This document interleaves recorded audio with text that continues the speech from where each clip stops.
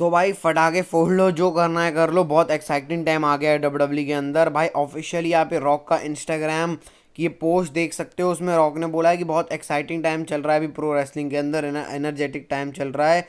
तो रॉक ने अपना अनाउंस कर दिया है कि भाई वो कहाँ कहाँ शो पर होने वाले हैं। तो इस स्मैकडाउन में तो वो आने वाले हैं। साथ साथ में 8 मार्च और 15 मार्च का जो स्मैकडाउन का शो है उसमें भी रॉक होने वाले हैं। मतलब कंसेक्यूटिवली तीनों स्मैकडाउन के शो में होने वाले हैं, 1, 8 और 15 मार्च को। तो भाई रॉक का ये जो सगा है, जो मेला है, इसमें आपका स्वागत है भाई। मतलब इतनी खुशी हो रही है देख के कि भाई 2024 में हमको रॉक देखने को मिल रहे हैं इतने बार। मतलब कुछ भाई बचा ही नहीं, बोलना वर्ड्स नहीं है बोलने के लिए भाई। मतलब मैं तो चाह रहा था भाई रॉक को देखना इतने टाइम के लिए। तो ये अनाउंस कर दिया है रॉक ने। और अगले हफ्ते तो वैसे ही आने वाले हैं फ्राइडे नाइट स्मैकडाउन के अंदर। तो बहुत एक्साइटिंग टाइम आ गया डब्ल्यूडब्ल्यू के अंदर। तो भाई जुड़े रहो चैनल से, आपको सारी अपडेट्स जानने को मिलती रहेंगी। और भाई मज़ा तो आने वाला है रॉक। और देखो अब कोडी रोड्स का कैसे रिस्पॉन्स करते हैं। वैसे आज राव में भी थोड़ा बहुत धमाका तो हुआ है।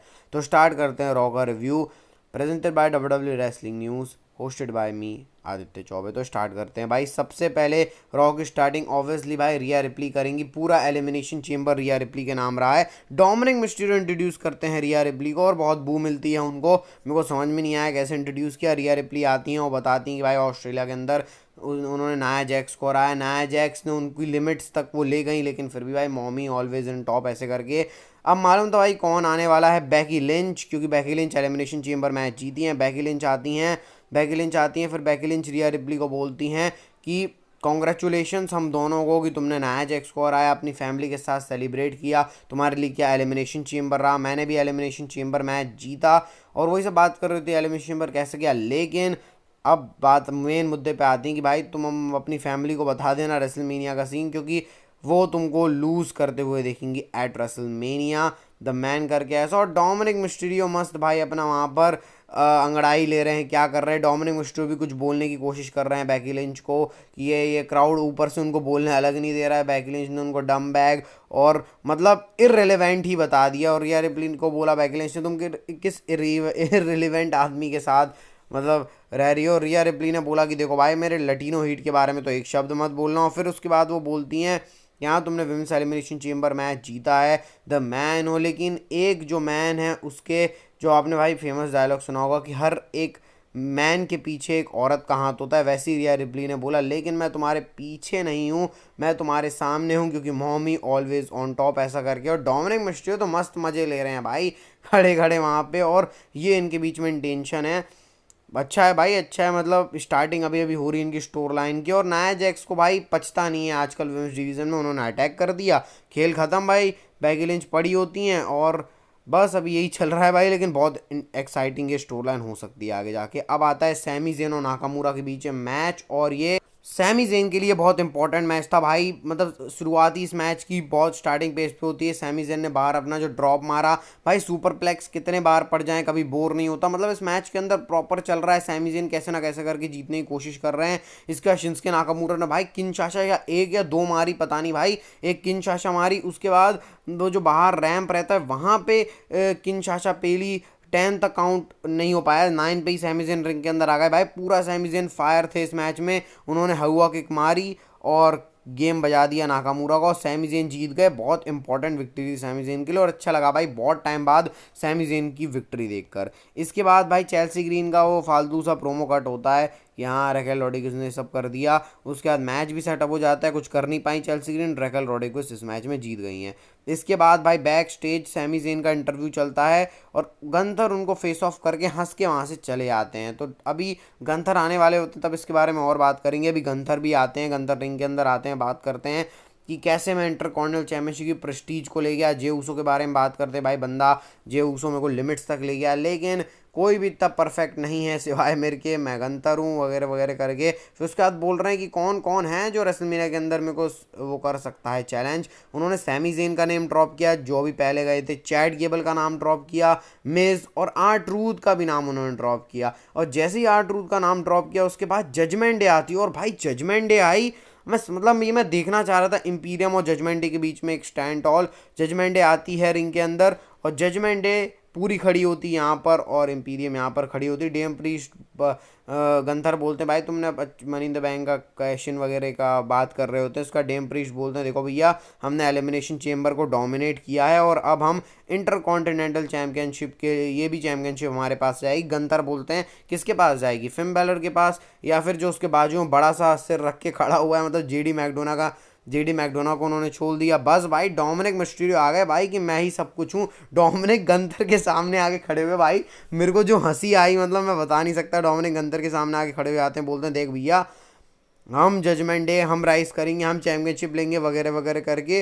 और फिर गंथर ने धक्का मार दिया डोमिनिक मिस्ट्रियो को। डेम प्रीस्ट बोलता है अरे भाई तूने कैसे धक्का मार दिया वगैरह वगैरह के। इनके बीच में हीट अप थोड़ा सेगमेंट होता है। इसके बाद बैक स्टेज रिया रिप्ली बोलती है डोमिनिक तेरा दिमाग फिर गया है क्या, तू गंथर को चैलेंज कर रहा है। मतलब रिया रिप्ली शक कर रही है और वहाँ से चली आती है। ऐसा लग रहा है रिया रिप्ली और जजमेंट डे के बीच में कुछ तो दिक्कत है।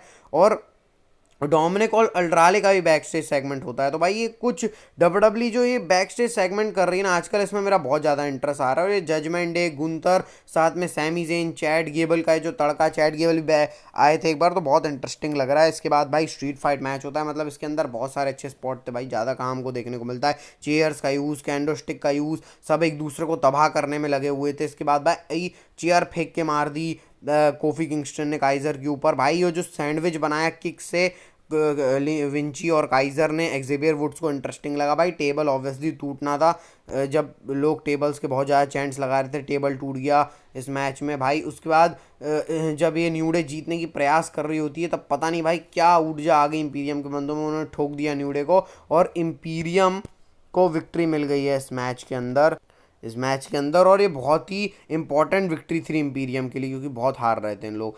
अब आते हैं हम लोग भाई अगले सेगमेंट के ऊपर और इसके बाद आता है भाई मैच इंडिया आर्टवेल एंड क्या नाम था, हाँ भाई सॉरी, कैंडिस लेरे वर्सेस जोरी स्टार एंड शीना बेजलर। जोरी स्टार और शीना बेजलर इस मैच में जीत गए। इसके बाद जजमेंट डे वाला ये जो आर्ट रूट रहते हैं जजमेंट डे से निकल गए हैं, वो रीजनरेशन एक्स बोल रहे हैं डी एक्स को, अब ये सब बोल रहे हैं हम जजमेंट डे को बताएंगे, ये सब सेगमेंट चलता है। इसके बाद ड्रू मैकिंटायर भाई रिंग के अंदर आते हैं, ये इंपॉर्टेंट सेगमेंट था। ड्रू मैकिंटायर रिंग के अंदर आते हैं और वो बात करते हैं उन्होंने एलिमिनेशन चेंबर जीता तुम लोगों के कारण। मतलब वो लोगों को अप्रिशिएट करते हैं ड्रू मैकिंटायर की, भाई तुम लोग अकेले विक्ट्री का क्रेडिट नहीं लेना चाहिए। इसके बाद भाई ड्रू मैकिंटायर को यही करना बच गया था, सीएम पंक ने हर तरीके से मॉक कर दिया, अब ये और बच गया था। ड्रू मैकिंटायर बैठ गए सीएम पंक की स्टाइल में और वो बोलने लगे भाई देखो हम लोग साथ में पी के कि मैं अपनी विक्ट्री और सीएम पंक दोनों की विक्ट्री सेलिब्रेट करूंगा, ऐसे करके मैकिंटायर बोलते हैं। मतलब पूरी तरीके से भाई बर्बाद कर दिया सीएम पंक को मैकिंटायर ने। अब जब सीएम पंक आएंगे देखते हैं भाई क्या होता है। इसका सेथ रॉलिंस को बुलाते हैं, सेथ रॉलिंस अपने हंसते खेलते आ रहे होते हैं। अब सेथ रॉलिंस और ड्रू मैकिंटायर के बीच इंपॉर्टेंट सेगमेंट होता है। सेथ रॉलिंस वही अपना रेवोल्यूशनरी वगैरह करते हैं, उसके बाद वो ड्रू मैकिंटायर को कॉन्ग्रेचुलेट करते हैं उनके रेसलमेनिया विक्ट्री के लिए, सॉरी एलिमिनेशन चेंबर वाली। फिर ड्रू मैकिंटायर बोलते हैं देख भाई जो ब्लड लाइन का बिजनेस है ना इससे दूर रहे, इससे क्या होगा तू ब्लड लाइन के बिजनेस में रहेगा, तू 100% फिट नहीं रहेगा। भाई मैं चाहता हूँ तू 100% फिट रहे, रॉ के बारे में सोच। स्मैकडाउन जब मैं चैंपियन था तो मैं रॉ के बारे में सोचता था। इसके ऊपर सेथ रॉलिंस रिप्लाई करते हैं ड्रू मैकिंटायर को कि देख भाई तू बोल रहा है सही है, मैंने सोचा है तभी तो मैं एक आर्किटेक्ट हूँ और तो मैं इतना सोचा हूँ, तुम गलत नहीं बोल रहे हो लेकिन मैं भी गलत नहीं बोल रहा हूँ और तुम रॉन्ग हो। क्योंकि अगर ब्लड लाइन देखो भाई, ब्लड लाइन को अगर हम अभी नहीं रोकेंगे तो फिर वर्ल्ड हैवीवेट चैंपियनशिप को भी कब्जा कर लेंगे, पूरे डब्ल्यूडब्ल्यू को कब्जा कर लेंगे, ऐसे करके सेथ रॉलिंस से बोले। और कुछ लाइफ में हमसे भी इंपॉर्टेंट चीज़ होती हैं और मेरे को तब रियलाइज़ हुआ जब मेरी डॉटर इस वर्ल्ड में आई है, ऐसा करके सेथ रॉलिंस ने बोला। और वो है कि ब्लड लाइन को इस टाइटल की प्रेस्टीज नहीं देनी है और ब्लड लाइन को रेसलमेनिया के अंदर रोकना है, ऐसा करके बोलते हैं सेथ रॉलिंस और चले जाते हैं वहाँ से और मे द बेस्ट विन करके। तो भाई सेथ रॉलिंस ने इंटेंशन क्लियर करके बोल दी भाई, बहुत अच्छा सेगमेंट था। इसका नाया जैक्स और लिव मॉर्गन का मैच आता है, कुछ ज़्यादा बताने को है नहीं, बस एक खतरनाक स्पॉट भाई आया था लिव मॉर्गन का, ऐसा लगा कहीं बैकी लिंच ने आके इंटरप्ट कर दिया। लिव मॉर्गन का मूड ऑफ है, लिव मॉर्गन ने बोला बैकी लिंच को तेरे लिए हर तू ही बस है, बाकी कुछ नहीं है। ये सब कांड हो गया और अगले हफ्ते मैच भी हो गया है नाया जैक्स और बैकी लिंच का। और भाई ग्रेसन वॉलर के इंटरव्यू में पॉल हेमन भी खड़े हैं पीछे, तो क्या पॉल हेमन आए थे इसके बारे में बात करेंगे। इसके बाद जे ऊसो और ड्रू मैकिंटायर का भी सेगमेंट होता है, इसमें बोलते हैं भाई तू डिजर्व करता है सब, ब्रॉल इनके बीच में भी हो गया, जे ऊसो और ड्रू मैकिंटायर का नेक्स्ट वीक मैच भी है। इसके बाद कोडी रोड्स और ग्रेसन वॉलर के मैच के ऊपर आते हैं, कुछ ज़्यादा था नहीं इस मैच के अंदर, कोडी रोड्स जीत गए। लेकिन अब आते हैं मैच के ख़त्म होने के बाद, जब कोडी रोड्स जीतते हैं, पॉल हेमन आते हैं, लेडीज़ एंड जेंटलमैन करके वो बोलते हैं, बू मिलती है उनको। तो लेडीज़ क्या, कैलिफोर्निया सैंटियागो की लेडीज़ को तुम बोल रहे हो ऐसे करके, भाई सिक्योरिटी गार्ड्स वगैरह लेके आए थे पॉल हेमन। उसके बाद पॉल हेमन आके कोडी रोड्स को बोलते हैं, कोडी रोड्स सीधे बोलते हैं भाई ब्लड लाइन के मेंबर्स कहाँ हैं, कोई बकवास नहीं चाहिए, तेरा ट्रैप जो है, चेयर और माइक लेके आके कोडी रोड्स रिंग के अंदर बोलते हैं। फिर पॉल हेमन बोलते हैं देखो भाई इस एरिना में से मैं अकेला ही ब्लड लाइन का मेंबर हूँ और कोई नहीं है। इसके बाद जब ये सब बात कर रहे होते हैं पॉल हेमन, तब कोडी रोड्स बोलते हैं कि ठीक है भाई क्या है। तो फिर पॉल हेमन स्टार्ट करते बोलना, देखो भैया रॉक जो है उसको तुमने चैलेंज मत करना, अगर तुम करोगे तो फिर कोडी रोड्स बोलते हैं अगर मैं करूँगा तो क्या हो जाएगा, मैं भी और हम सब रॉकी जॉनसन के, द रॉक जॉनसन के ड्वेन द रॉक जॉनसन के फ़ैन हैं वगैरह वगैरह। लेकिन कब तक ये चलेगा भाई, कब तक वो सारी चीज़ें हम लोग झेलेंगे तुम लोगों की। इसके बाद पॉल हेमन भाई बोलते हैं देखो भाई ये सब मत करो वरना दिक्कत हो जाएगी। मतलब वही पॉल हेमन बोलने की कोशिश करते हैं कि भाई तू अपनी जो ये जो रेसलमेनिया की अपॉर्चुनिटीज़ को छोड़ क्यों नहीं देता। फिर इसके बाद भाई तीनों सिक्योरिटी रिंग के अंदर आ गए, भाई पॉल हेमन ब्लैकमेल कर रहे हैं, कोडी रोड्स ने बोला एक कदम कोई नहीं बढ़ाएगा, पॉल हेमन बोल रहा है मैं बढ़ाऊंगा, कोडी बोले तूने बढ़ाया तेरे को पेल दूंगा ऐसे करके। इसके बाद तीनों सिक्योरिटी गार्ड्स को कोडी रोड्स ने पेल दिया। इसके बाद सिक्योरिटी गार्ड्स को पेल के वहाँ खड़े होके बोलते हैं कि ब्लड लाइन मेरे को हंट नहीं कर रही है, मैं ब्लड लाइन को हंट कर रहा हूँ, ऐसा करके कोडी रोड्स ने अपना प्रोमो खत्म किया। फिर पॉल हेमन के पास दो दो फ़ोन आ गए भाई, एक ब्लड लाइन के कवर के साथ कॉल रोमन रिंग्स और एक रॉक का जो बुल वाला जो है कवर उसके साथ कॉल द रॉक, दोनों को कॉल किया। पॉल हेमन कुछ बकवास कर रहे हैं भाई। तो ये पॉल हेमन की जो डिटेलिंग है बहुत ज़्यादा अच्छी है और भाई ऐसे रॉ ख़त्म होती है। एक्साइटमेंट बहुत है जब रॉक आएंगे स्मैकडाउन के अंदर, क्या चैलेंज एक्सेप्ट करते हैं वगैरह करके, और बहुत इंटरेस्टिंग था भाई। Road to WrestleMania officially start हो गई है। अगर वीडियो अच्छा लगा इस वीडियो को लाइक चैनल सब्सक्राइब करके बेल नोटिफिकेशन बेल को दबाना भाई, डेली कंटेंट आता है। हेल्थ का health is well, bye bye, take care.